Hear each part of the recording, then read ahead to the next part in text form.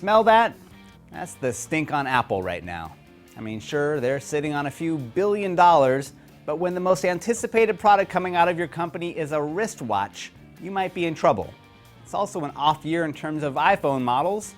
Who's excited for the iPhone 5S? That's what I thought. No, what Apple really needs right now is a new innovative version of iOS, preferably one that won't turn my old iPhone into a sluggish turd. But what can Apple do in iOS 7 to keep their customers from looking at the competition? I'm Donald Bell, and in this top 5, I'm counting down the 5 features Apple desperately needs in iOS 7. Starting off at number 5, better multitasking. This whole double tap and swipe thing gets old real quick when you're trying to get real work done. With the iPad at least, you can do that 4-finger swipe to switch between apps, so either give us that for the iPhone, or maybe something cooler like a palm swipe or a peekaboo, or maybe you rub it on your belly.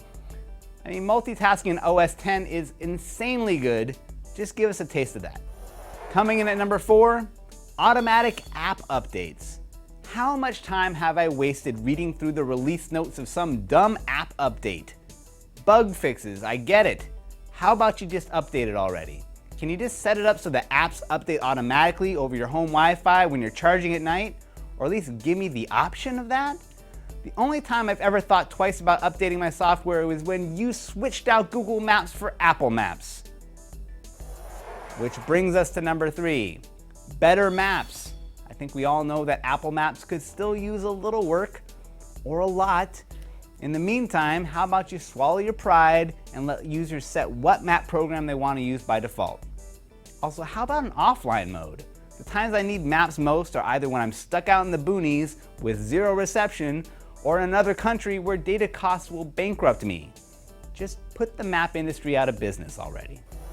At number 2, multiple account login. Now, I know that Apple would prefer that I buy iPads for everyone in my home, but until then, it would be incredibly convenient to share one iPad with different user accounts. One personal account for me, maybe a separate work account, an account for my wife, one for my kid that's locked into a safe mode, maybe even a guest account. It's something that traditional computers have been doing for years, and is great for keeping information private and great for keeping your kids' games out of sight. All right, before we get to the number 1 feature Apple needs in iOS 7, I have to take a minute to put in my own relatively minor request. Can we please get rid of Newsstand? I can't delete this thing, I can't bury it in a folder. Why is this app not an optional install like iBooks? It just sits there staring back at us as a constant reminder that sometimes Apple has really bad ideas. While you're at it, let's go through the rest of my undeletable junk folder on my iPhone. Calculator, Compass, voice memos, weather, Passbook, Game Center, stocks. They're all fine apps, but give me a choice to either download them or delete them. This is annoying. Speaking of annoying, here's the number 1 feature that Apple needs to fix in iOS 7. Settings. For a company that loves touting that their products just work, why do I have to click 3 places just to turn Bluetooth on and off, or change the screen brightness? You've really got to simplify this thing and make the everyday stuff easier to get to. You know, like Android.